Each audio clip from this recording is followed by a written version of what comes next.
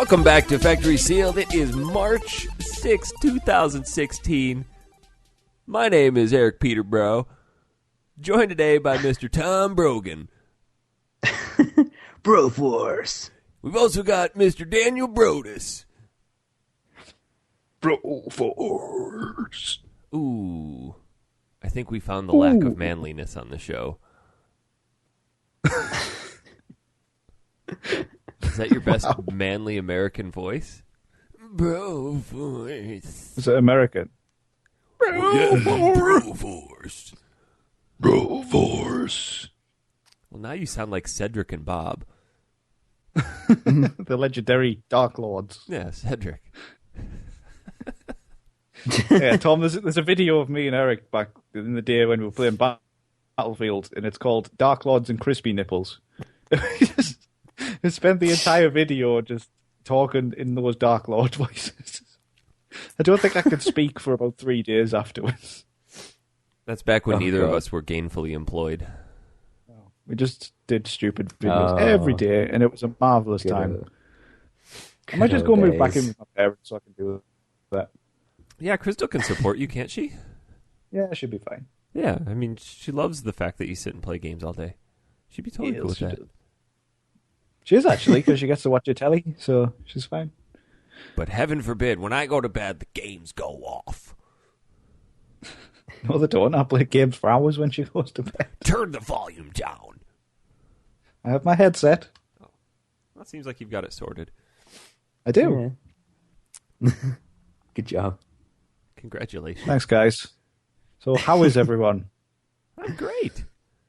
Great. More spiffy. I was going to say, is it, if you don't understand what great means, I could use the word spiffing or biscuit in some capacity. All right. It's an essential when saying how you I'm a spiffing biscuit today. I would eat a spiffing biscuit. Tom, we need to invent those. Spiffing biscuits. Spiff and biscuit. It works. Yeah. See, this show is just full of amazing ideas, but absolutely zero follow-through. No. Yeah. I mean, if we... I feel like that was the wrong words. I think we could actually bill ourselves as a think tank and then sell our ideas to people. What if we got so far, we got proper bollocks and Eric's Desert Boating Company. Oh, yes. Desert punting. We've got the Gosh Darn Cheeseburger Company and what would we just say, a spiffing biscuit. Yeah. Pretty sure there's been something else. But... Oh, there's been plenty more. And then Spiffing could expand and be the parent company of Spiffing wafers, Spiffing cookies, Spiffing American cakes, biscuits. Spiffing American cracker things. No, biscuits, like shitty cakes. Yeah, the shitty cakes. Oh, you're going to have shitty cakes for breakfast next week, dude. Prep your colon. Wait. What the hell is God. I'll bring you some millions and you can prep your colon. Okay. Well, I'm going to stuff some Metamucil cookies inside your shitty cakes. Ooh, the toilet's going to get it. Get it? I already had a pep talk with it. I just said, there's a guy. Now prepare yourself. There's going to be a deluge. You have some very posh poop in you today. It may smell like roses. Now, don't be surprised if he shits gold coins. If he does, keep them for later, and we will sell them. Yes. I have a very personal relationship with my toilet. Clearly. Does he talk back? Just... What are the toilets like in Japan, Dan? Oh, man, the toilets in Japan are something else, Tom. They're a marvelous thing. I imagine they're like that episode of South Park where he finds that toilet in the woods. I don't think I've seen that one. And it's this super futuristic sentient toilet. That is what they're like. One of the best things about them is they have heated seats.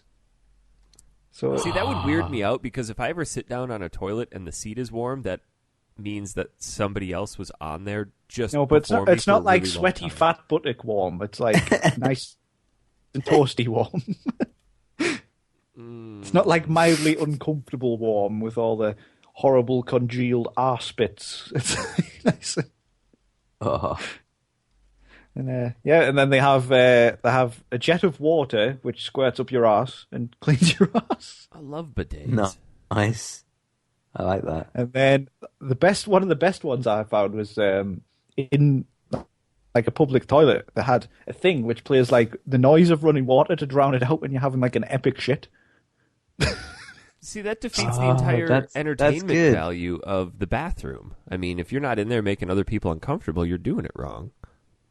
Oh man, I hate no. it. Oh, I it's hate horrible. that. I prefer the Japanese way. That sounds great. I only saw that once though. And So it would just naturally play? no, you can switch it on or off if you want. Apparently there's music everywhere. Everything makes a noise. Is that true, Dan? Well, not really. No. No. Like you walk up But steps. I the actually steps make a went tune. to an electronics store and they just had toilet seats hung up on the wall in this section. Where you could just Isn't buy there- these electronic toilet seats. Apparently there's a restaurant over there that Yes, the everything toilet is restaurant. served in miniature toilets, and you sit on toilets. I didn't go to it. I heard about it. What? Is that real? Apparently. Yeah. Toilet restaurant or toilet cafe or something. Well, Oh, not toilet cage. That's going to be a terrible search. Toilet cage. Toilet We're cafe. going down a dark path again, everyone. Yeah, they serve like brown soft serve ice cream in it. Oh. Yeah. Or like, Indian curry in it. Gross. Oh, no. Like this. Minion. Look at this. I mean, it's a Hey, yellow come here, toilet, you. and it's got Indian food in it. You sure this isn't just somebody's shit? Man, that's wrong. Dude, no. I think. Why would you eat that? There's a whole ear of corn in there. Takes corn poop to a whole new level. Oh, that is disgusting. What's wrong? No. Is it as wrong as the one with the soft serve in it? I think you haven't showed me that. Oh, hold on. Oh, Oh, they've got like poop-shaped pillows. Dude, Great, this place yeah. is sweet. Look at this. Jeez. How could you have not gone to this? Like this, you were in this country and you didn't go. where is it in Japan, though? I don't know. Japan There's more than one place. can't be that big. It is. No. Well, Not big compared by, to America standards, but yeah. us without tiny island standards, yes, it's huge. Yow. Huge. Yeah. So next week, Tom's gonna be in America Land, and we're gonna be doing the show live from Vegas. Hopefully. You guys are going to be so drunk. Oh, it's gonna be sweet. What's the game we're playing? Red Faction. Oh. I might even bring my PS3 up there so we can do some co-op before the show. Oh, nice. Get a little bit of that action in there. Yeah. Know what I mean? Yeah, PS3 is probably the only console I could play that on. Yeah, it's a PS3 Classic or PS2 Classic on there. Nice. Noise. So, It's weird to be able to pick that up. yes, you have to buy it. I don't want to. Well, then you're not going to be on the show next week. Result! Finally, found a way. Oh, by the way, Jess is not here. I think we should address that. She Yes. What happened to her this time? she made the fatal error of purchasing a Macintosh computer. I loved her excuse for buying it. What was it she said? But the extended warranty was great. Yeah, she buys a shit broken Mac, but the extended warranty is great. So she buys things on the principle that they are broken. Just makes no sense. Well, she said the extended warranty is great till it runs out, so the extended warranty is clearly run out. Wow, yeah, that's fantastic, Jess. Well done. Yeah. I think it's a convenient excuse because she has not finished this week's game. No, she hasn't. Because it kept freezing on her, apparently. It's Damn. convenient. How far did she get? But because You- because it kept freezing, that means that she's got 100% because she couldn't. It was the game's fault. Well, she made it as far as she could, so that's completing it to her standard. Yes, Oh, okay. Well, that makes sense. she's still at that 100% rate for the clearly. Mathematics with Jess Clarkson. Isn't this woman a teacher? Oh, yeah. What does she teach? Hopefully not maths. In IT. Sorry, math. Math. Yeah, there's no eth on there. There's no eth. There's no F. Put your teeth in, man. It's just super. Today we're going to talk about imaginary numbers. So, one of the things I wanted to talk to you about this week was Zelda Twilight Princess HD came out this week. Did either of you play when it was out originally? Okay, so I was working at GameStop when that came out, and that was the transition between the GameCube and the Wii, and they released it on both, correct? Yes. I believe they ported it across to Wii and tacked on motion controls in it. So I wanted to have justification to actually own the Wii, so that's what I bought the game on. And I kind of wish I would have just bought it on GameCube because I didn't like all the motion control BS, but I never played more than about half of it. It's easily one of my least favorite Zelda games. See, it's one of those. That's what I've noticed a lot of people talking about when they're talking about it. When it's just come out, it's a lot of people have been saying it's like not my favorite Zelda, but I actually really enjoyed it. It's a lot darker than the other Zeldas. Well, and I think now that the HD remake is out, I'm actually going to pick it up today. I meant to get it on Friday, but I just didn't. I needed to finish Indigo Prophecy and didn't want to waylay myself any longer. It is actually a really good game. Back in the day, I actually liked the motion controls because I thought it was just cool to be doing something different. But then, as you get older, you realize the motion controls weren't as good.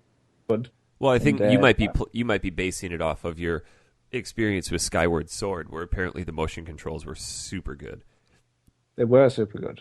But I think going back to the original Twilight Princess now would be difficult. But the Wii U version completely strips that out, and you've got all your item management is on the gamepad and stuff like that. So it should be a lot easier. Did you buy it, or are you going to?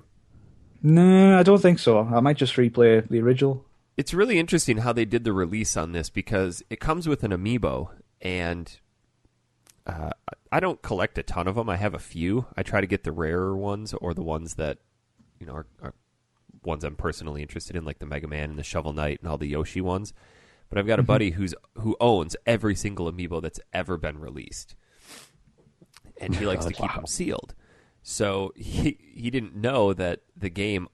He and I both didn't know that the game only comes physical with the Amiibo.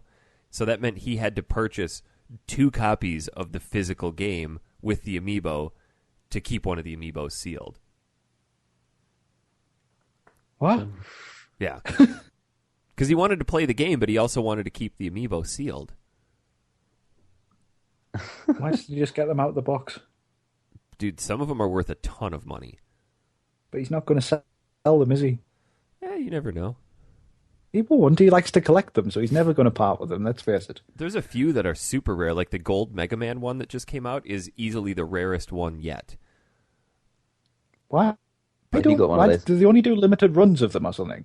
Yes. So the main Amiibos, they come in waves, and like wave 1, he opened all of his wave 1s before he knew that, hey, these might actually be a thing. Because when Amiibos first came out, they really didn't have that much of an attraction, and then they caught on because there were some shortages and inconsistencies with prints and things that people are like, okay, this might actually be a thing. So he decided to start buying all of them. And he's really good friends with a GameStop store manager who just reserves all of them for him. So he's got every single one that's ever been made, all the variants, all of the import ones. But the Mega Man one was a pre-order only, and it was a single run, and it only came with the 3DS version of Mega Man Legacy Collection. So has he got it? Yeah, I have it too. Oh, nice. But what sucks is that I can't play the game because you have to keep the whole box sealed to keep the Amiibo sealed. Whereas Yoshi's Woolly World, they put the Amiibo in the standard Amiibo box inside the big box with the game behind it, so you could open it and take the Amiibo out and still have it sealed. So you've bought a game that you can't play just to get an Amiibo? Yeah. Take it out of the box, you goon. Well, I already have the game on PS4. My God, such an idiot. No way, man. It's like Kingdom Hearts 2 all over again. Oh, yeah, that game will be sealed forever. Well, Still you got a haven't played PS2 it, have copy you? of it. What's that, Tom? Is that a PS2 sealed copy you have of Yeah, Kingdom Hearts 2? I bought it the day it came out with the collector's guide, took it home, and just forgot to play it. And here we are, like 15 years later. Wow. He's too busy playing urban golf. Yeah. Smacking yogurt cups with a 4-iron. Tom, have you ever played Twilight Princess? No, I never actually played. Which one did I play? Wind Waker, briefly, but never played Twilight Princess. I heard the motion controls were actually really good though, on the Wii. Like they made a lot of sense.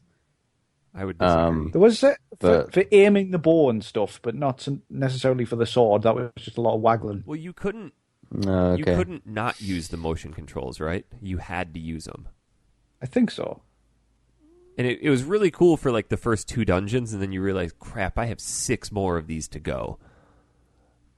And I it just really liked it though, because it's like it was a response to apparently the Wind Waker with its cutesy cartoon graphics. Apparently, there's a bit of a backlash to that, so they went, "All right, we'll make a more adult one with like darker tones." Mm-hmm.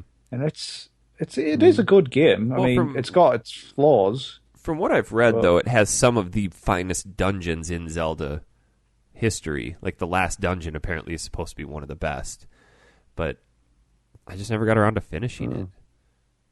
I remember you get dual hook shots at some point, which is really cool. Hook shots? Like a hookah? Yeah. like you just shoot out big old swaths of smoke Hook. Yes. from your goons?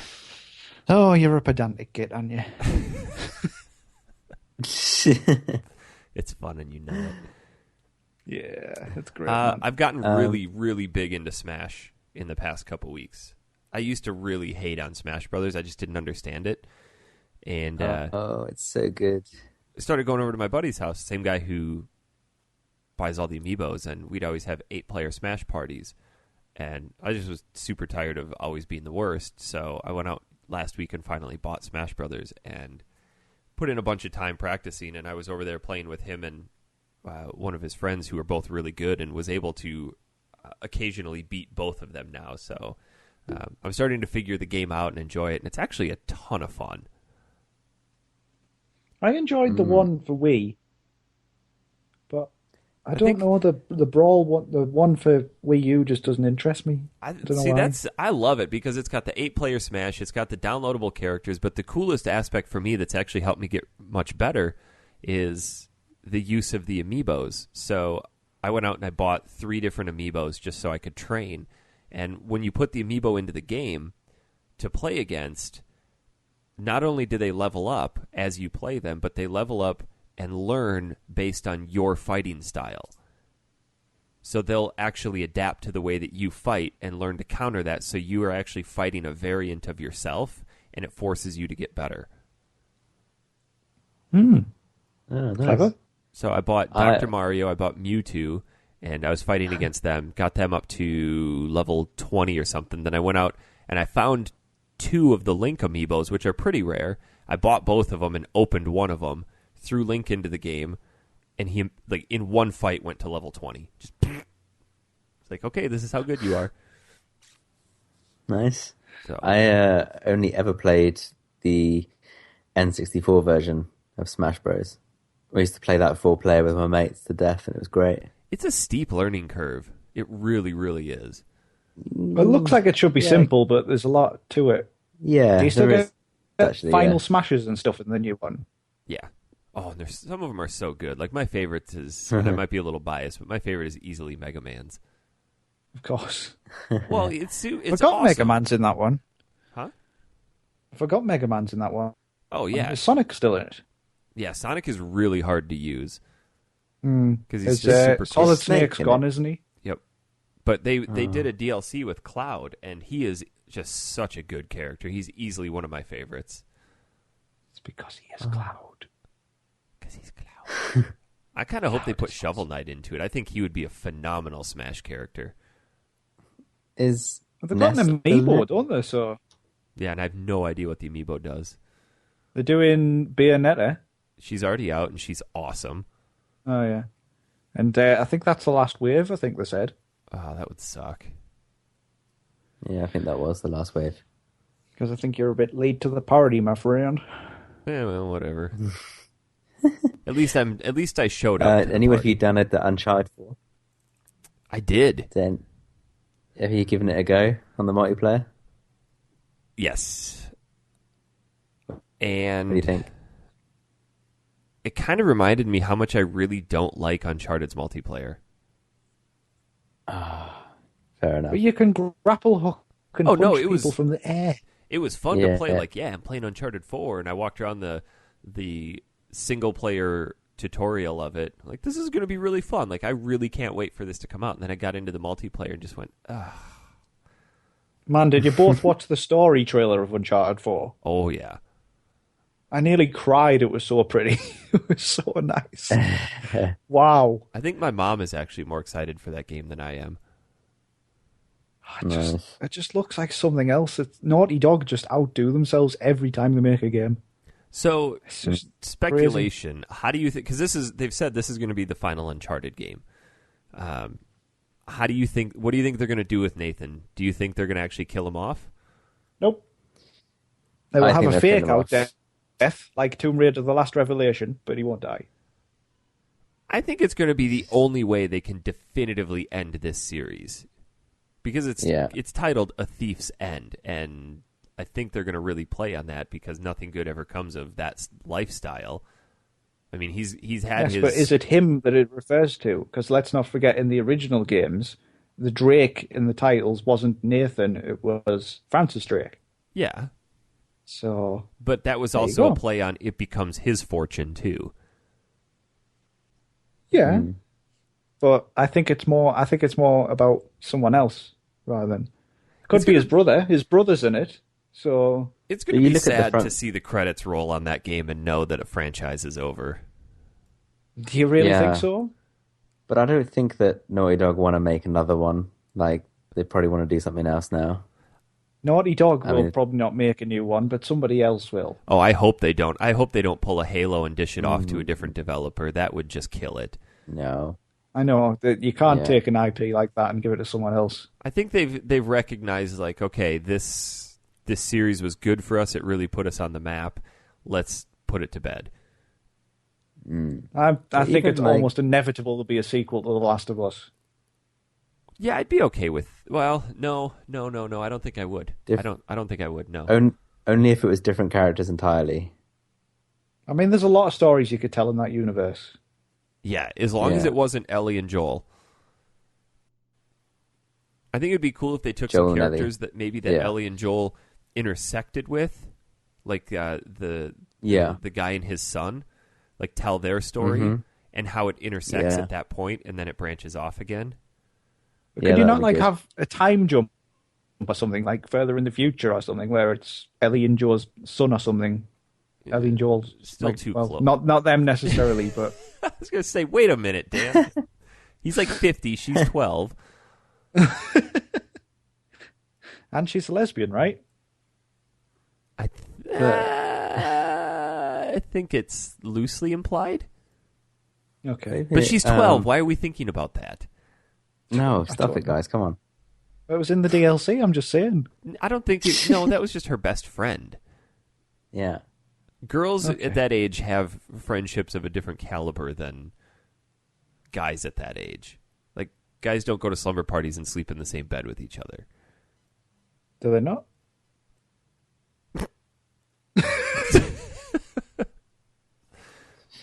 I'm kidding. I don't think you are. Traumatized.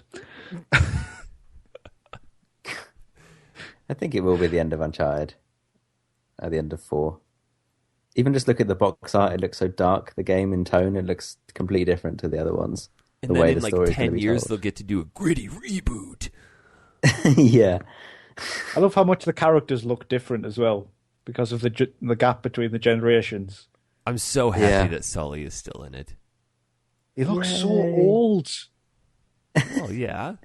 He is. He was old in the first game. I know he was, but my God. I hope they give him an old man limp when he's running, too. Looks like he should work at the gosh darn cheeseburger company. My prostate. I still don't understand how even in the third game he's jumping around doing the same leaps and bounds as Nathan. He must be what I love about 60. Uncharted is there's always just like an inexplicable handhold where it's conveniently there for him to get round. Yeah. The amount of near scrapes he has. It's a game, Dan. Suspension of disbelief.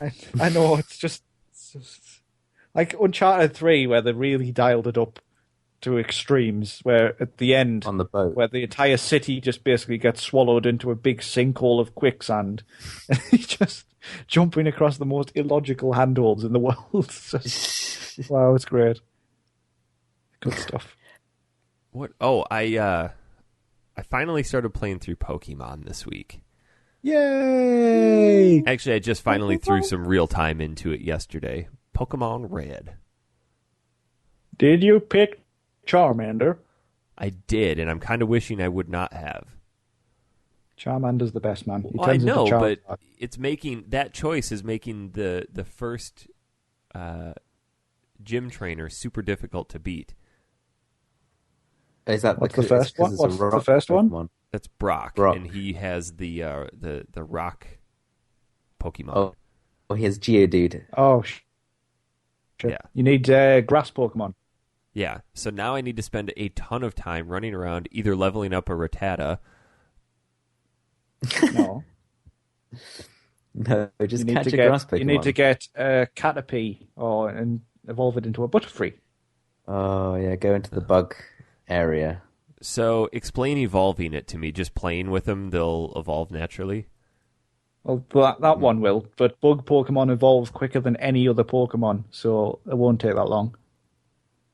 You're talking about 4 levels. A Caterpie will evolve into Metapod, and then a few levels more it'll evolve into Butterfree. The problem being that Metapod can't attack.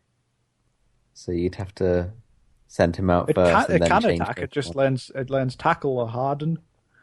And oh, is it? I thought it only had Harden. No, you're thinking of Magikarp. Magikarp can't attack. Okay. All it knows is Splash, which does nothing. But Eric, if you get a Magikarp, it's worth training one because it turns into Gyarados, which is ridiculously powerful. Yeah, isn't Magikarp supposed to be... Nice. Isn't he joked to be the worst Pokemon that's also one of the best? Well, he is terrible until he evolves. And he evolves quite late, like level 30-something. So. Oof. But at one point you'll get an item called the Experience Share, which you can use to give experience between your lead Pokemon and a Pokemon which isn't in battle. So that'll help. It's interesting. It just seems like this game is a lot of just combat, and I'm sure that's what the game is built on. Just running around, leveling all your different Pokemon, and then fighting gym trainers, and then rinse, repeat, right? Yes, but you'll get in. There's more storylines as it goes along, like Team Rocket come into it and stuff. It's not terrible. I mean, I don't think I gave it a fair enough shake when we tried Yellow a couple years ago.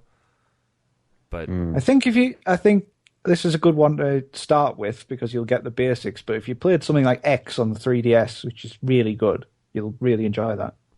I think I need to start at the ground level so I can understand where this phenomenon exploded from. I'll get Heart Gold or Soul Silver. Well, let's not get ahead of ourselves here. Let me play I'll this be impressed one first. if you finish it, though. How long are they, roughly? Ages. It could be as long as you want. You can keep playing for as long as you want. Yeah. Huh. I think Heart Gold and Heart Every Silver can be about 80 to 90 hours if you want it to be. Because those have the 2 regions.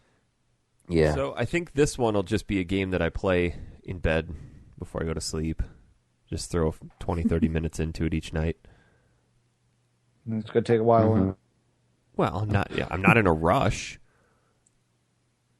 At least you can Make save sure you anywhere check you out want there. the legendary glitch. You should check that out. What's that? You don't know this? I don't know anything about Pokemon. Oh, there's a very famous glitch called Missing No, which is it's triggered by you talk to this man who shows you how to capture Pokemon if you talk to him. Yes, at the very beginning. Yeah, but if you talk to him and then you fly to one of the islands and you surf up and down the right-hand side of the island, the game glitches out and it brings up a Pokemon, which is a collection of blocks called Missing No. Now, you can't do anything with it, except if you catch it. I think it corrupts your saves, so don't catch it. Yeah. I think if you kill it, for some reason it duplicates the 13th item in your items. So if you've got like Master Balls which catch anything, you can get 99 of them by doing this weird glitch. Huh. Whereas there's only one in the entire I used game. to do it with usually. Rare Candy. And it's probably as famous as Pokemon Red and Blue itself. Huh. I have seen the Missing Note now that I look at a picture of it, so I recognize that. The one thing that I'm Somebody kind of delved into it or something, and it's weird how it works, and it it's because the way the game code's made. Like when you talk to that guy who shows you how to fight, it replaces your character's name with his name, and then it interferes with the codes for the Pokemon which are built into the game engine, and then it brings up this glitch Pokemon for some reason. It's just Interesting. there you go. I know facts. Well, I'm glad. It's definitely interesting. I could see why people get really hooked into this because I really enjoyed the Pokemon aspect of Ni no Kuni, and that's kind of what mildly sparked my interest in it a few years ago. Like, I guess this could be kind of fun because I sunk a lot of time into upgrading my characters in Ni no Kuni and really enjoyed that. So I think it's time I give Not Pokemon as much a as fair me shake. because you haven't finished it yet. Well, excuse me, Dan. How can you not finish Ni no Kuni? It's such a good game. Because other games came out at the time. But it should take precedence because it's awesome. I had a job? I feel more people need to play Ni no Kuni. Oh, dude, I'm probably more of an advocate of Ni no Kuni than any of us, but I just didn't finish it. Finish it. Yeah, you told Do me it. to get it. Yeah, get it. Did you play it yet? Me? Yeah. Yeah, of course. Bullshit. But I'm only like 6-7 hours in. Tom, Do you know don't what? you get about that far through all RPGs? I don't like. I'm not sure I like the way the battle system's changed throughout the game, though. Not that it's changed, but now there's another character with her familiars, and it's a bit annoying having to control all of them. Don't like it. I can't remember. I'm not sure I like you anymore. Don't you remember? We Do you don't know? like Do you you, know? Tom. Yeah, you get another character with her familiars. Yeah, it's really irritating. Dude, it's awesome. It gives you more people to play with. You actually get a third character later. Oh God, really? Yeah. Don't they do their own thing if you don't control them? Do they? Are they just set on automatic, or do they just wait for you to give I think them? you can set them on automatic. Yeah, they operate themselves if you don't control them. I think I need to revise the battle system a bit more. I don't think you If need you to take- revise it. It's just It's just studying on it. But I take big breaks from games though. Then when I come back to them, I have no idea what's going on. that's where I'm Or at you because I got to the poison swamps, and I'm like, I guess I'm pretty close to the end. And I came back and went, I don't remember a damn thing about this game. You know, near the end, by the way. Yeah, I've forgotten how to use the sphere grid on Final Fantasy X. Like which way is you best? you click, you move the cursor to something, and you press X. And then you use use Yeah, the I cursor. didn't mean literally. I didn't mean literally. I just Oh. meant the best methodology. Well, doesn't it kind Which of sphere guide grid are you you through using? it? Sorry. It guides you Which through sphere it. grid are you using? It guides you through it. Yeah, I guess it does. But then, if you get one of those spheres that unlocks you to the next one, which character is best to be used It first doesn't matter. to get through? You can use the that's the flexibility of it. You get a good, robust. Like, for example, if somebody like Titus, you would go through his normal sphere grid, and then it would bleed into somebody like Eunice, so he can learn white magic spells, and then because then he's already a balanced fighter, but he also has white magic spells. And then when you eventually get up to the monster arena, you can start really farming spheres and levels, and then you can start upgrading your characters beyond their limits, and it's awesome. Now, hold on, Tom. You're playing the PS4 remake, right? Yeah. Did you change the function of the sphere grid? Because in the HD remake, you can actually set it to the advanced mode where you can go wherever you want at any time. See, Eric, you say that, but in our Really? version originally, you could do that on our original game. So you get a choice between standard and advanced sphere grids. Standard has designated paths for every character. Advanced has the flexibility to go wherever you want from the start. But you can actually put yourself in a corner where you physically can't advance the game. Well, you can go backwards. So this is why, because you don't have a standard path, at least not on the version I'm playing. You can kind of go wherever you want, so I'm wondering if there's a bit of strategy to it, that's all. I wonder if you chose advanced sphere grid. I just don't remember choosing between those two options, but maybe I did, yeah. But That's how another far game are I you need to through- get around through to that is playing through 10 again. But yeah, I'm loving it. I'm going to try to find time this year to uphold my New Year's resolution of playing through Final Fantasy 12. Hooray! Oh, yeah. I'm really surprised there's not an HD remake of that yet. Oh, I would love Yeah, that. it's You know kind what's of going to been- happen it's is been- I'm going to get to the end of it, like 2 hours from the end, and they go, hey, this will be out next month. And I go, Yeah, it's been so And forgotten they're about. announcing the Final release Fantasy date 12. of Final Fantasy 15 this month. oh, yeah. The release date of the release date. Yeah, right. No, the That is game's this not month, coming isn't it? out. That game's never coming out. Well, they said it's coming out in 2016. So the release date has a release date of March. I'm going to try to pull this up real quick. No, this, To be announced in March. That's all it says is in March. Well, Do- crap. That game's just going to suck the rest March of the the year. 30th, and a special event. ooh. Speaking of special Man, events, did you guys watch the Nintendo Direct? I did. Oh, I was disappointed. No. Was it bad? I never even heard about it. it was so good. They announced Super Nintendo games are finally coming to the new 3DS. Oh. And they had 3 of them out the day of the Direct. They had But Super not the Mario... old 3DS. What's that? Oh. Not the old 3DS. Only the new 3DS. But not the old 3DS. No. I'm confused. Because apparently emulation on the 3DS is not nearly as easy as everybody thinks it is. They're like, well, it's they're doing it on this console, and this console, and this console. Okay, but it's not the 3DS. It requires more robust emulation. I'm sorry, but I think it's bullshit that they've released another version of the 3DS. I don't, because I have it. I love it. My games load super fast. Yeah, but it is like a lot of the consumers of the 3DS will not understand this difference No, at but all. to be honest, I couldn't imagine going back to having just one of the normal 3DSs because of that second joystick. I've played Final Fantasy Explorers and Monster Hunter, and having that second joystick, awesome. Worth the purchase price alone. Well, yeah, it will be, but again, I don't think people will understand it. It's the whole Wii U thing again. Yeah.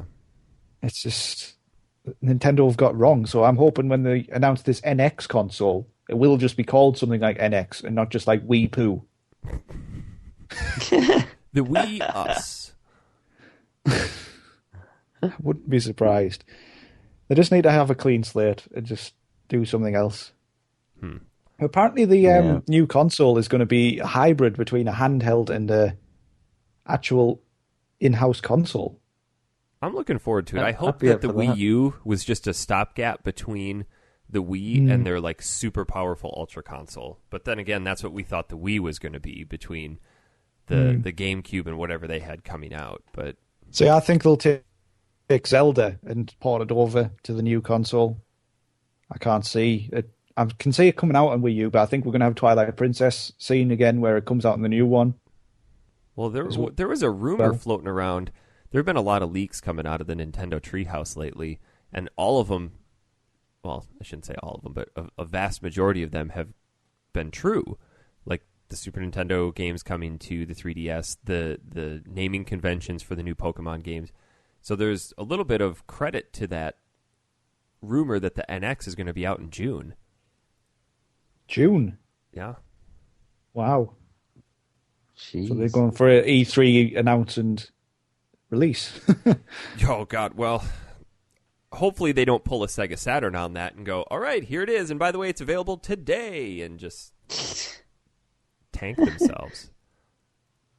I think it could work for Nintendo, though. Yeah. They had some really good, like a new Mario and Zelda straight away.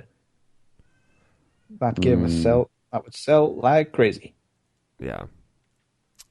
Yeah, maybe I'd buy what? one. Maybe I'd buy my first ever Nintendo console. You don't even have a 3DS or a DS? No, I've got a DS. I mean, like, brand new. But I've got an old DS somewhere. Oh, man, the DS library is one of the best. There's so many It's good, games. yeah. And the fact that Chrono you buy a Trigger on it. 3DS, you get access to that old library as really? well. So good. Ooh, nice. Yeah. So, Thomas, Yeah. this week is your week on the show to recommend the game. What did we play this week? I recommended we played Fahrenheit / Indigo Prophecy, depending on which part of the world you reside in. But we also So decided before to play... we start, why did they change the name? It's a good question. I don't know. I couldn't find out why they changed the name. Any ideas? It's because Europeans don't use Fahrenheit. Well, we had it as Fahrenheit, I think. Did In we? America, it was Indigo Prophecy. Correct. And I looked a little bit into that, and apparently there actually is something called the Indigo Prophecy, and it has to do with Mayan culture and children and their ability to perceive cultural changes and things like that. So maybe that makes more sense as a naming convention than Fahrenheit. Yeah. Like the game had nothing to do with temperature. Yeah, it did. No, it didn't. It had nothing to At do the with end, it temperature. did. No, it did. It did, actually. It kept showing the temperature all the way through it. Correct, but what did that have to do with the game? Well, we'll get to that at the end. Where it takes a turn for the world. So, Yes. well, since this is Yamas's game, I'm going to let him bring it in and talk about what the hell this thing is. Yes. Yes, we played Fahrenheit, which was basically... It's like an interactive drama / action-adventure game, which was originally released on the PS2. It's David Cage's first game with his studio Quantic Dream, which then went on to make more successful titles like Heavy Rain and Beyond Two Souls. Jason! Yep. Best part of that game. So though Fahrenheit is a playable game, it's clear that David Cage was pushing for more the idea that this is more of an interactive movie than a third-person adventure, because even like the menu icons are play, rewind, and pause symbols, and the start menu has play movie instead of start game. I mean, he was kind of angling to define this game as more of a separate genre from what you'd normally expect in games. Did you play the tutorial, Tom? There's a tutorial? Yeah, I did. As him like narrating. Yeah. And it's David Cage like talking to you while you have to walk around and... Sorry, go on, Dan. Yeah, that's basically what I was going to say. He's on like a movie set and he's talking about the game, and then you have like a crash test dummy, and it introduces you to the mechanics and stuff. It's really strange. I didn't even know. Where did you find that? Yeah. On the tutorial It's section, inventive. Eric. I didn't come across it. I pressed new game, and that was it. Some games have this little section called tutorial. Well, did you have to actually, like, And- in the menu, go down to tutorial? I don't know. Yes. Who the hell does that? So you can learn how to Me, play. if I'm playing a new game, so I figure out how to play it. No way. Just jump in. Yeah. Sure. Yeah, it's just basically David Cage talking to you while you're walking around, figuring out the mechanics, because it's a bit different with all the QTEs and stuff. So yeah, the game is set in New York, and you start as the main character, Lucas Kane, and you're in the bathroom of a diner, and then Lucas appears to be under some sort of possessed trance and stabs this random guy to death in the bathroom. And then once you gain control of Lucas, you're then under a time limit to flee the whole scene before you're caught by the police. And so when you're in that bathroom figuring out what to do, that's where the game kicks off. It kind of sets the tone for this really awesome murder mystery that Yeah. you actually have a little bit of control over some of the effects. And it's not readily apparent, but I guess your decisions, we discussed just before the show started, actually have an outcome on the end of the game, which is kind of how they build. They don't, Eric. Sorry. Yeah, they do. They don't. It's just who wins at the end depends on which ending you get. No, So, in the climax. okay, we'll get to that later, but I did read something Yeah. about different decisions that you make at different points in the game affect your ending. And Okay. that's still a pretty ambitious thing for the PS2. It was really well done in Heavy Rain. Yeah. But I think even Yeah, this, for the time, is done very well. Oh, absolutely. It held It up is. really well. I was surprised how well this game held up because it came out in 2005 Yeah. and it looked like garbage on the PS2. I remember popping in and I'm like, "Man, this is grainy." Yeah. But we were playing the remaster on PC. Yeah. Which is also Compared to- uncut and director's cut, isn't it? Correct. So there was additional content. Okay. Unlike Heavy Rain and Beyond, this you can actually fail at certain scenes or any scene really in the game, and then have to start again. Whereas Heavy Rain and Beyond used to, if something went wrong or a character died or whatever, the game would actually continue. There was never a game over screen. I think whereas the with other Farm- important aspect to pull into this is not only do you follow Lucas and he's trying to figure out, hey, what the hell happened here? Why did this occur? You simultaneously are controlling two New York City detectives, Carla Valenti and Tyler Miles, and as they're trying to solve this mystery. So you get to see it from both sides, which is really cool because I was actually making decisions as Lucas, trying to throw them off my trail, thinking, okay, this might actually work, when in fact it didn't. But you can... Yeah, but then I was like, when I'm playing as the cops, I was like, should I make decisions to affect Lucas? Or like try and get Lucas, or should I help Lucas? I don't know. It was strange, but it was really, really, really clever. And I liked it. Like, Eric, when you were doing the photo fit section, you just made... It's the section where you have to use the policeman to make a photo fit of Lucas, and you can actually pick the different elements of his face, and Eric's just looked nothing like I got 0% likeness because the detectives called in the waitress from the diner and asked her some questions and said, okay, we want you to reconstruct a likeness using this preset features on this computer. And I just went, okay, not like him, not like him, not like him, not like him. Boom, this is the guy I saw. And the detective goes, all right, we're going to get this picture up on every subway and every police cruiser in the city. Looked nothing like him. He looked like a creeper. But He's a bit of a weird looking chap anyway. So let's back up. How did you guys do in that first scene? Were you able to clean up as much as you could, hide the knife, all that kind of stuff? I didn't. Oh, I hide the failed knife. 3 times before I did it. How did you fail 3 times? I don't know. I couldn't find what I was meant to do. You're supposed to Then I didn't leave, realize- like go out the door, pay I the bill, didn't and then realize go this. out I the thought door. there was something else I had to do. And then, I don't know. And then I ran away when the waitress tried to get me and stuff. Did you not drag the body into the toilet's cubicle Yes, I did. and close? Okay. That one Come I up did. I The forgot floor, about the knife. and then I Yeah, you didn't just had hide to the eat knife. as quick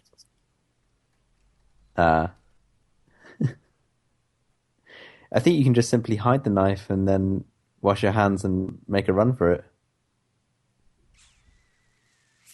I think wonder how you it still have to changes. pay the bill, though. Do you? Yeah, you have do- to you pay the don't- bill. No, I didn't. I ran from the place. Oh. See, I paid the bill and then went out the emergency exit and saw the eyeless, homeless bum in the back. See, Did you I talk to missed him? him because He actually plays a pretty significant role. Yeah. Did you talk to him? well, Yeah. ish. As significant as anything in this story can be. By significant, you mean pops up randomly at the end. Oh, I saw him at the beginning. He must have been important. Yeah, so this murder sets off this whole string of events that affect absolutely everybody, but it also kicks off this underlying plot of what is happening to Lucas, because clearly it wasn't him. He was under some sort of possessed trance, and he knew that, so he goes through this process of, okay, who can I talk to about this? How do I get out of this? And try to evade the cops at the same time. And his first instinct is pretend like nothing happened and let's go to work. Which would be the first thing I would do after murdering someone. I mean, let's just go to work. Oh yeah, you got to act normal.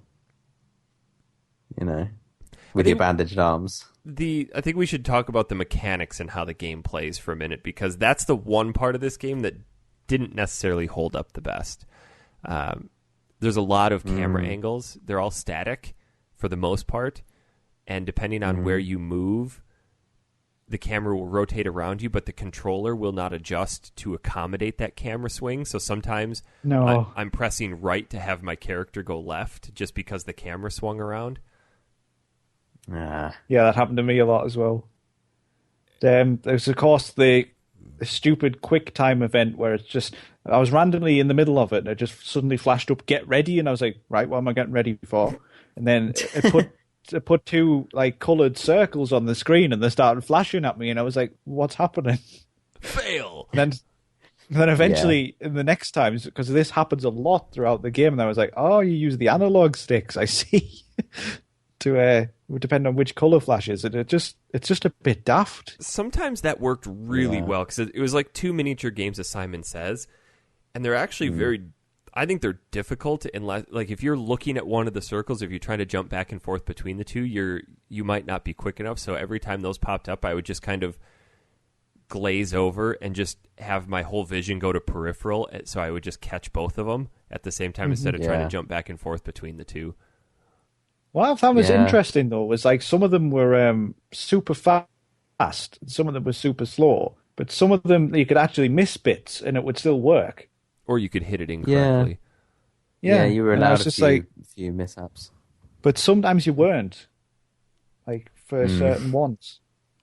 I just felt like it was cool a couple of times, like one in the really intense ones where it's fast and constantly happening, but then it just gets shoehorned into everything. Oh, like when you're running away from the termites, or you're doing the kung fu battle, but then when it's like, hey, here's a conversation. Oh, you should probably be doing something during this conversation. Let's have you click some directions. It's a bit annoying when there's a plot dump and you want to focus on the story and look at the scenery, and you're having to just tap colors for ages. Yeah, But what happens if you bit don't? annoying. they have the conversation again. But again, there's also with the way, if anybody played Heavy Rain, it kind of is similar to this, where you have to kind of swipe in a certain direction to interact with something, isn't it? Yes. which it works most of the time, but not all of the time. I feel we need to talk about fences. Oh, man. Fences are the worst thing in this game. They are single-handedly the most difficult enemy in this game. and the poles. The poles. Oh, God, the poles. Fences and poles. Yeah, anything you have to climb in this game is objects, a huge obstacle. So when you climb it, you have to use the right joystick to go straight to the right and then rotate up to the top, and then straight to the left and rotate up to the top and switch that back and forth. But there's a timer that's ticking down super quick, and you get about 1, maybe 2 chances to do it. And if you don't do it just right, your character falls off the fence. And you have to do it like 6 or 7 times in a row to get to the top of the fence. So there was one fence that took me probably 15 tries to get over. It's so annoying. Yep. I'm glad I'm not the only one that had that. I was kind of when I was going up embarrassed. the drain pipe, Eric, I got near the top of the drain pipe. I was literally sweating because I was like, I don't want to fall off. With the drain pipe, you have to do it about 15 times before he gets to the top as well. And I was like, no, don't fall. Yeah. I think by that time I actually made it. I think by that time I had mastered climbing the fences, so I was good at the drain pipe. But I was kind of embarrassed to admit that I was having trouble with that, because I was like, oh man, these guys are just going to call me shit. But no, I'm glad we all suck at it. It took me ages to do the bit when you're breaking into Tiffany's apartment and you have to climb over all that stuff to evade the police. So let's talk about some of the characters for a minute. Besides Lucas, Lucas is a computer IT. He works in IT for a bank. Correct. And then you have Carla, after this game is, up until like the last 30 minutes of the game, is one of my favorite female game characters now. I really enjoyed her as a character. She was really good, like all the way through, and they completely ruined her at the end. Oh, because she's just this very independent, self-driven woman who is super intelligent, but she's also really compassionate. So she's just a really well-rounded character. And then you have Miles, or Tyler. Oh my God, Tyler is the stereotypical black man. I love how like ghetto music follows him around everywhere for no reason. He wakes up in his apartment and it's just clad in just tie-dye Rastafarian colors BS, and he's got this really ridiculous slouched walk and just ghetto music following him. I don't want to say ghetto. It's more. It's like soul, like thug soul music, reggae. Yeah, reggae. There we go. But without the steel drums. Exactly. We also talk about Tyler's girlfriend. She was annoying as hell. Oh my God. Oh, Sam. I don't want you to go to work because you'll die. She's so annoying. So did I love how anybody Tyler's else... just like, I'll see you later, baby, and just shuts the door. So the first time you take over what Carla if something happens to you, Tyler? The first time you take over Carla in her office, she has to like, well, where's Tyler? So you give him a call, wake him up. You can either A, put on your clothes and go to work, or B, have sex with Sam. And of course, you choose B.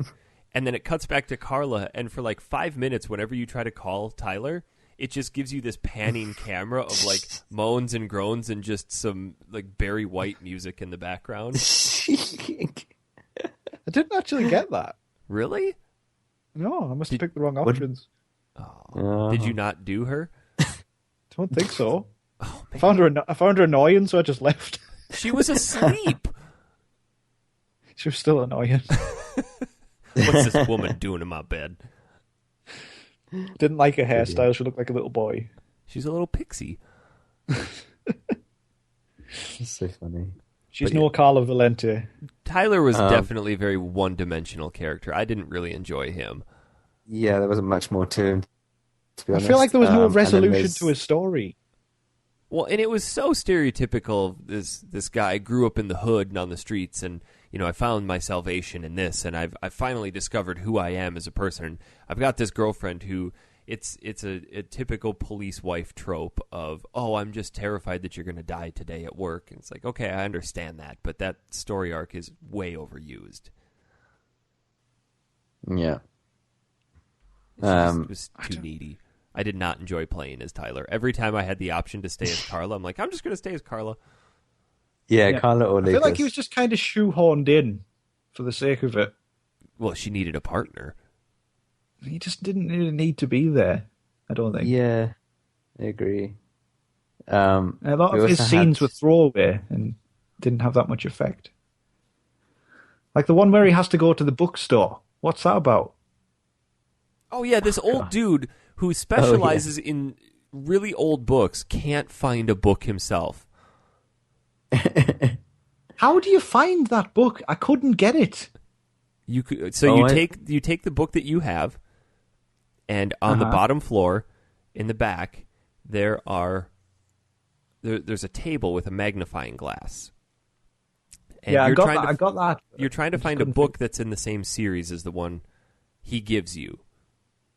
So you look at the author, and it was like E. Goddard or something like that, and then you go up to the second floor, and you look at this list of names, and it tells you all the names of the authors in the store, and then it'll say floor 3, A through F is white, and then G through whatever is black, so you know you have to look in the black. So then you go all the way back. Where was that at? What's that? Third floor. I didn't see that in that book. And then you have to go back down to the podium and reference that with the names, and then you go up to the third floor to the black section, pull the book down, come back out, and give it to him. But that information wasn't in the book that I looked at. Did you use the magnifying glass? Not the one upstairs where you look at. No, that information wasn't in. It just had a number. Did you go to the desk behind the man? Because there was another book there that had the years, which floor you had to go on for the years. No, I missed that. I had to use a guide for this bit. I just couldn't be bothered. I almost did, and then I figured it out.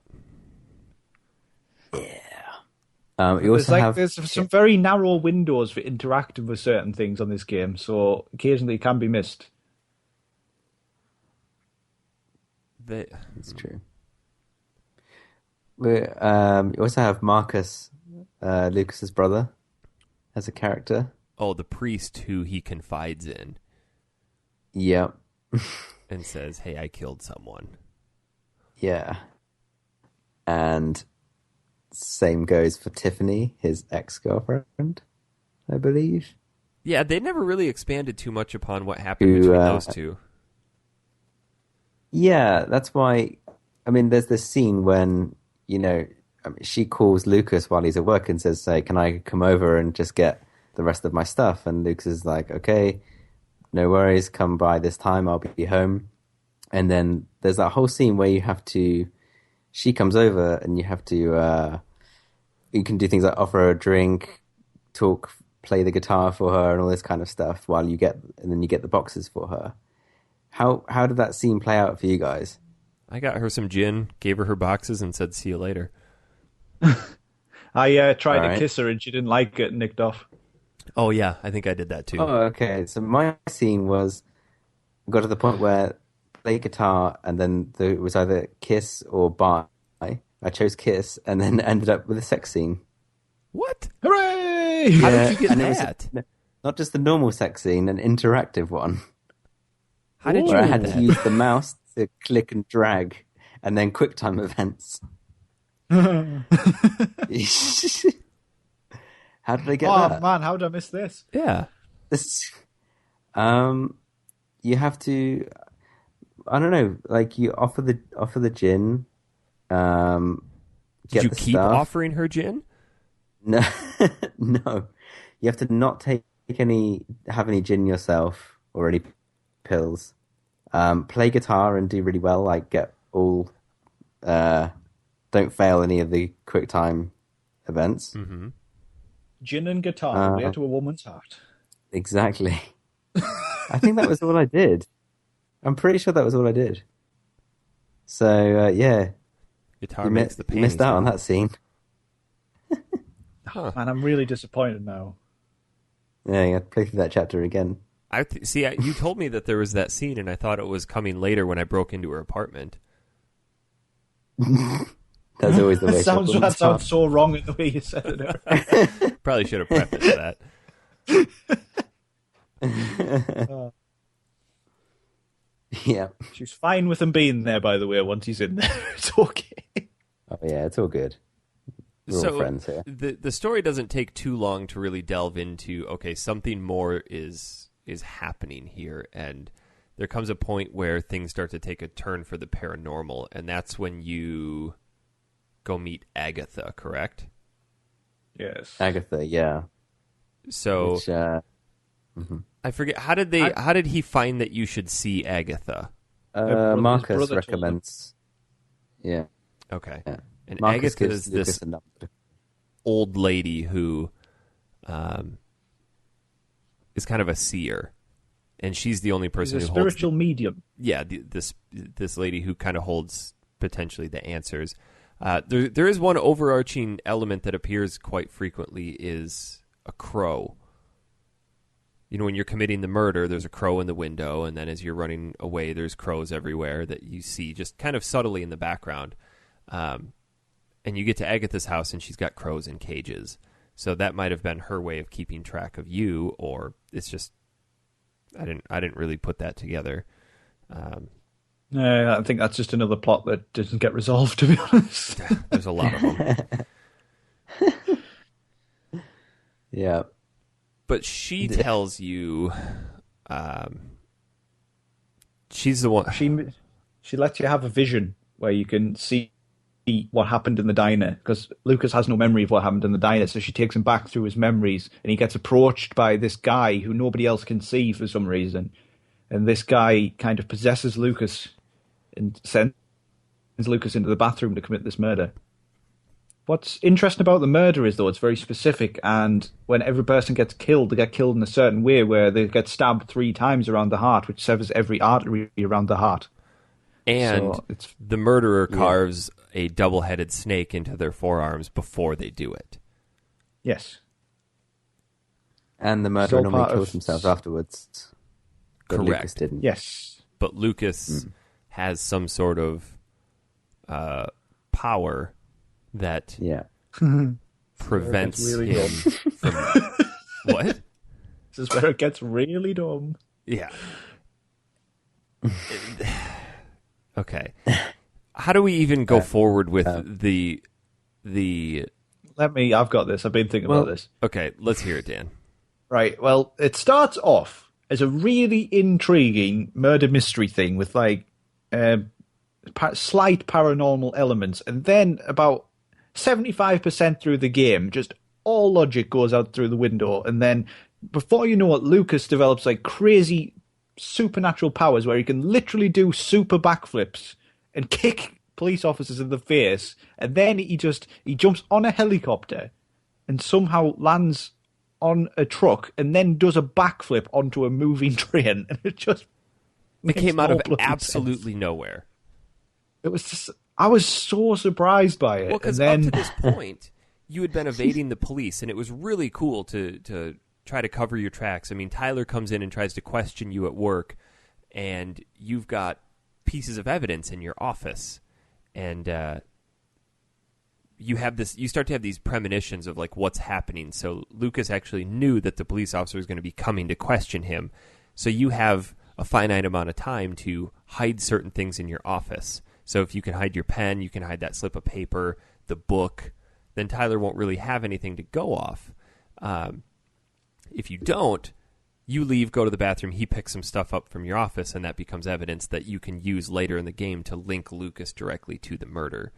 The one thing that I really liked about those scenes, they happen quite frequently, is you have those QuickTime events that if you complete them, you can get an insight into what either Carla or Tyler is thinking, and that allows you to give correct answers that reduce suspicion. Yeah. Yes, it was quite cool.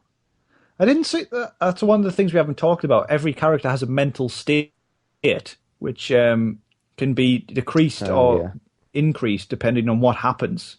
So you go from being normal to anxious and then depressed. This comes back to the fence thing for me, because every time you fall off the fence, your mental state goes down a little bit, which, let's be honest, if you fell off of a 4-foot fence, you might get a little down on yourself, especially after 15 times.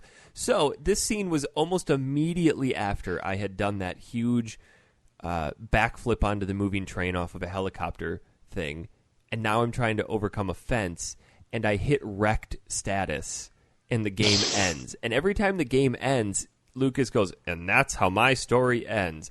I succumbed to my mental... I couldn't keep my mental state in a positive enough place, so I turned myself in. It's like, you turned yourself in because you couldn't climb a fence. I feel, though, that Lucas is the only one who gets in that state. Like, the others were nowhere near there for me. Tyler hit wrecked status for me. Did he? Yeah, when I told Sam to bugger off.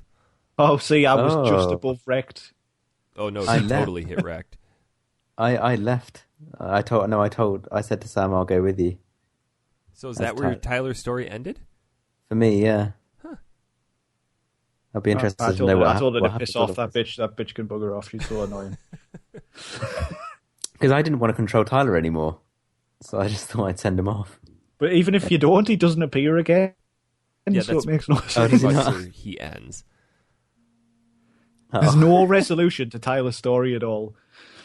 So anyway, getting back to the crazy backflipping thing, this is where it gets really strange. If Lucas, because he's been having these visions up until this point, like he gets attacked by giant dust mites at some point, and then his furniture in his apartment starts to attack. That is such a good boss fight. And then all the floor starts collapsing, and then his brother finds him hanging off his balcony. It's just... crazy. And then it really gets crazy. And well, hold on. Before we go any further, let's talk about that. Because the furniture fight. Yes, it sounds really dumb, but it is such a cool boss fight. It was for a bit, and then I was like, "Can all the furniture just go now?" Because it was literally every piece of furniture in the place. That's so stupid. Every book like hurtling towards him, a tabletop. I love how he just like completely Matrix moves out of the way of them, just like everything from the fridge just getting launched towards him. There had to have been some goofy ass roundtable discussion where they're like, "Okay, what do we have happen here? I mean, do we have like this paranormal being come in and they fight him, and some dude probably came in half drunk, or let's have him fight his furniture." And they're like, "I like it," and then that's where this whole story just takes a crap. Yep.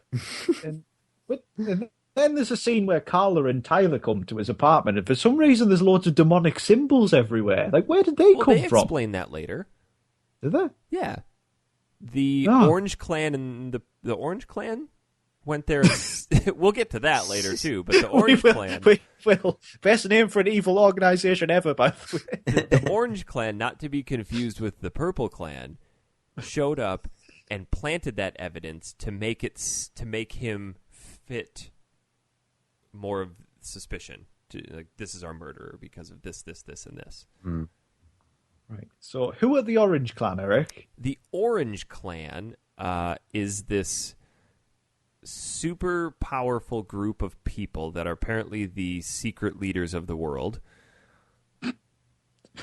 And they meet in secrecy to... grow their fingernails. Correct. Basically, the guy who messes with Lucas' head and who's possessing him is a member of this Orange Clan, and he wears a raincoat and he has like really long, pointy fingernails for some reason, probably to make him look a bit evil.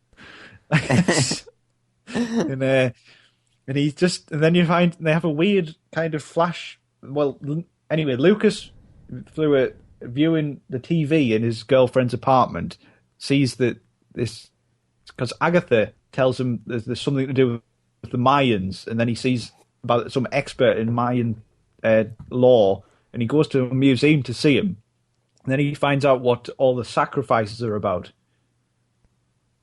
And that's where this really becomes, okay, this is more of a paranormal story than a murder mystery. Yeah.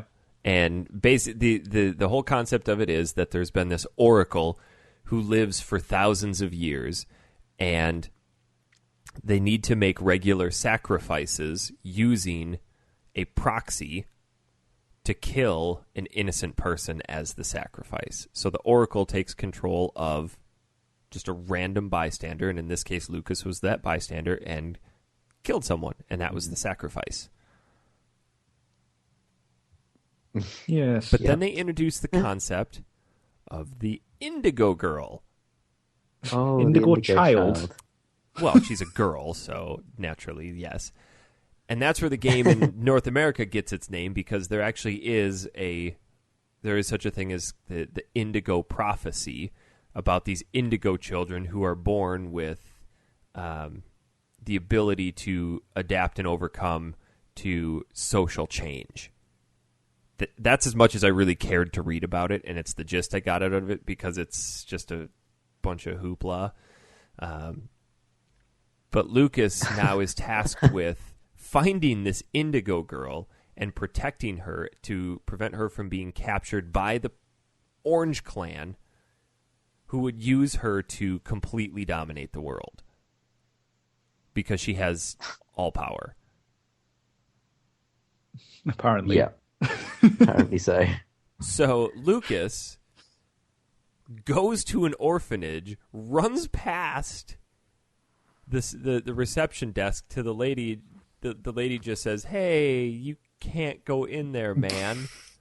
So he starts kicking in the doors to all of these rooms. It's like, nope, that's not the girl I'm looking for. Kicks in another door. Nope, that's not the girl either. And you kick in all these doors. There's these girls' rooms. I mean, they can't be any older than 10 till you find the girl you're looking for. And then guess what? You kidnap her. Yeah. I feel we've skipped over an important plot point, though, because just before this section, for no apparent reason, the game shifts into like a post-apocalyptic thing where the world is ending and turning to ice. Maybe that's where Fahrenheit comes in, because apparently it's getting colder and colder, and they never allude to that at all. No. It just comes from nowhere. It's just like, all right, everything's turning to ice. You know, and there could have been points in the game where they brought that in. Like in the diner, there could have been a conversation between the police officer reading a newspaper and the waitress, like, man, it's been unseasonably cold for June or something like that. And maybe had some news stories on in the background to kind of talk about, hey, there's this shift happening and nobody really understands why. And then, boom, they drop this in and you're like, oh, okay, that makes sense. Instead of just going, oh, by the way, the world's freezing. I mean, that's just would have made sense. Excuse my language, but Jesus Christ. This is the point where I was like staring at the game screen just going, what?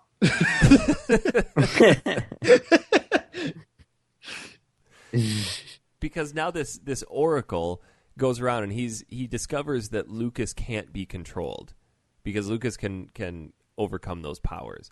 So he goes and he tries to kill Marcus, but Lucas has that premonition about that. Warns Marcus. Marcus gets away. I don't remember if that's before or after you have the giant Matrix fight with the stone angels in the church. Oh, yes, I forgot about that one. Yeah, I forgot about that. So Lucas has these spells where he gets into fights with things that apparently don't really exist, like that whole thing in his office about the dust mites. He sees them, but he snaps out of it and nothing's there. So I wonder what that would look like to people that were just sitting in the church. Like, is he just flying around on his own? Don't know. God. But that was a dream, that bit, wasn't it? Oh, yeah, it was. Okay, so that makes sense. Because he wakes up. And then there's a section where Lucas takes the Indigo child up onto a roof, and the guy who's the Oracle comes and attacks him. Oh, and then begins possibly the most hilarious fight scene I have ever seen in a game, because it's just so stupid. Oh. Genuinely, you two, I was so creased laughing at this. Like, just so funny. It was long, too. It was too long. I was was. concentrating so hard on hitting the right buttons. So there's something else that we skipped over, too. You can get lives in this game. So when you enter these really long combat scenes, you have a total of 6, maybe 8 lives that you can get. So coming into this, I had 1. So you could. That means that every time you fail a piece of a QuickTime event, one of your lives disappears. And I failed this fight 3 times before I finally made it through. Wow. Jeez. I didn't lose any lives. Oh, it's so long. This is a solid 5-minute battle of pure QuickTime events. It's just crazy. Before you know it, they're literally flying in the air, fighting, punching, and kicking each other, and it's just. And then there's this section where this guy summons like bricks and tries to chuck them at Lucas, and Lucas just standing there, just starts punching these bricks out midair. And then the Oracle guy starts teleporting, and then just appears next to Lucas, and Lucas just kind of, every time he appears, just kind of nonchalantly blocks his attacks. Just goes, well, that's where Lucas discovers that he has the ability to overcome this. So I think that was well done, because he's able to focus his energy. So shit, Eric. It did get pretty stupid. And then Lucas starts running on a wall. Sideways. Sideways. Yeah. Not upwards, With the girl. sideways. While holding the Indigo child. Seriously, if you're listening to this and you're confused, just think how we felt. This is a legit game. It's gone from how it started to this. And the beginning was so good because there were scenes where you're Carla in their office and you have to link evidence together. Like, how does this fit? Yeah. And, oh, here's this shard of paper. And you have to figure out, okay, how can we tie this piece of paper to the murder? And you discover, oh, they're stock printouts. And then they say, okay, so who prints on these? And then you discover, oh, it's a bank. Well, how can we figure out what bank it came from? Oh, there's a watermark on it. So you have to hold it up to the light and figure out the watermark, and then link it to this person, and then pull prints off the pen, link it to the prints found on the knife. And it's so good. It started out really, really awesome, and then it turned into this. And by the way, we've missed out something. We've missed out the fact that Lucas dies. Well, we haven't gotten there yet. We have. That's before the sideways running. Oh, yes. Okay, Tom, what were you going to say, though? I was just going to say I agree. Like, the first half of the game was really, really good, especially when those two paths interconnect, like Carla and Lucas finally meet at the bank, and you have that really tense scene of her questioning him about his whereabouts and the marks on his arms and all this kind of stuff. I sent Tyler to that bit. Yeah, I sent Tyler too. Oh, okay. So I sent Carla and I sent her alone. And then I was like a bit torn because I knew there was evidence there, but I sort of deliberately didn't collect all of it because I was like doing the same thing as you, trying to get Lucas off the hook. But obviously it doesn't really change anything. So how did they get the part where Lucas dies? How did they get Tiffany? The Oracle guy kidnaps her, and then he calls Lucas and says, "Come to this fun fair." And then he has her tied up to the top of a roller coaster. So Lucas walks in, turns the roller coaster on, and rides it to the top, and somehow stops it where he needs to get off. Yeah, how does he control it? And what roller coaster has a platform at the top that you can stop and get off? So dumb. And then you have to walk across a narrow beam using the stupid balancing game. So, Dan, were your controls for the balance beam reversed? Yes. Oh, was God, really that was confusing. annoying. So, L and R, you occasionally, it's like in Uncharted when you're walking across a log, you have to balance yourself. Except when you hit L and R, it moves the cursor one side to the other, and it's supposed to be L1 moves it to the left, R1 moves it to the right, but when we mapped the controllers, they natively were reversed, and by that time I realized it, because before it was just hammering it, like, whatever, I didn't notice. This is one of the only times it's specific, and by that time I was just like, whatever, I'll just deal with it. I didn't fall off there, though, did you? Yeah, about 10 times. No. The other part that they used that, and I really liked this part, was when Carla had to go into the basement. Oh, and the breathing. Oh, that was good. Yeah, I was quite lucky because I was on the keyboard, but it's pretty easy. Just with How did the QuickTime events work on the keyboard? WASD was the left circle, and up, down, left, right was the right circle. Oh, that's not too bad then. Yeah, it was all right. And you could make as many errors as you wanted to be honest, as long as you hit the color when it came. Huh. Don't know how else to explain that couldn't better. you just but mash all 4 of them at all times? Yeah, basically, yeah, you could do that, which is why I didn't fail a single thing. Interesting. Yeah, they needed to fix that. I mean, I was playing on normal as well. Lucas gets to the top of the roller coaster ride, makes it across this beam, goes to untie Tiffany, and then the Oracle shows up and basically says, now I'm going to send you to the underworld, and collapses the whole roller coaster. And then the next scene is Carla walking through a cemetery saying, hey, I got a note to go by myself to Tiffany's grave. So that tells you right there that Tiffany died.